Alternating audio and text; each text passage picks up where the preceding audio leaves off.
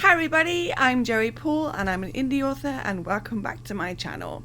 I write young adult fiction across a variety of genres, and if you think that might interest you, then think about subscribing below. As this is the month of NaNoWriMo, I thought that it would be a good idea to reflect on how to avoid burnout. I've had it before, a few times in fact, and I even had it after one Nano event, which I will try and link up in the cards. But burnout is something that you want to avoid at all costs, and I don't think that there's any creative out there who will disagree with that. So here are some tips to avoid it. Number 1, take days off. I bet you all knew this was coming, since it's something I talk about a lot when it comes to writers working or creatives working. You need days off. You're human, and everyone needs some time to refill their well, to relax and be able to just not be working. I know that it's not always possible to do this all the time, but you should, in my opinion, have at least a couple of days off every month, and you can choose where to put them.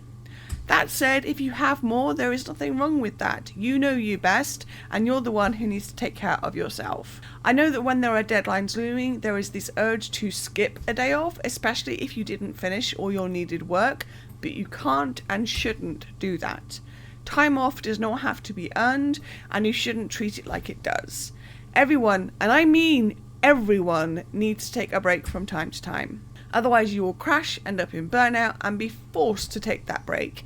And while it might seem like the answer, it's really not fun, and no one wants you to end up there.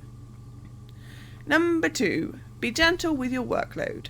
When it comes to setting goals, you need to be sure that, yeah, you push yourself a little, but not to breaking point. If you know that you can achieve X amount of chapters or pages or words, etc. in a certain time, then don't double it just to make it seem like you're more productive.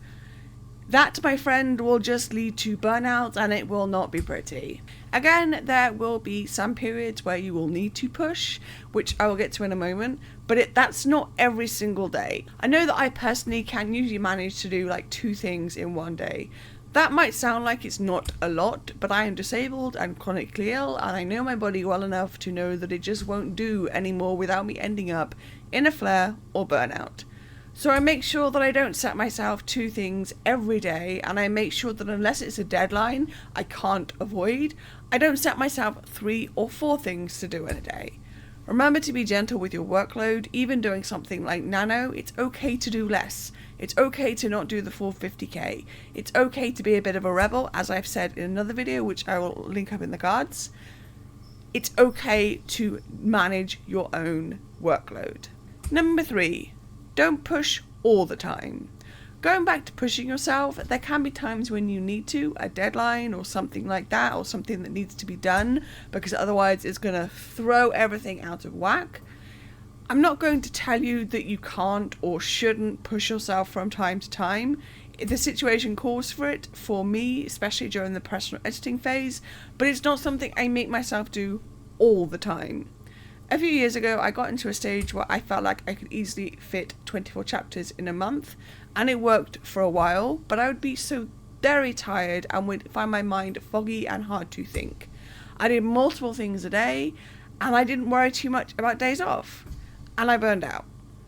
After doing a Nano of 32 chapters and like 80,000 words, I was done. At that point, I realized that I needed to calm down and stop pushing myself as much. I went down to 20 chapters most months and made sure that I had the time off that I desperately needed. And because of that, I wrote more consistently and I was able to meet more deadlines, and it all worked out. Pushing yourself all the time will burn you out, and you really don't want that. And number 4, if it's hard, think about the why. I know I've talked about ways to avoid burnout, but I also wanted to touch a little on what to do if you find yourself starting to feel like you've landed in that place. If it's hard to write and you feel anxious and stressed and the thought of writing just does not make you feel happy, then maybe consider why that is. Have you just had a massive deadline to reach?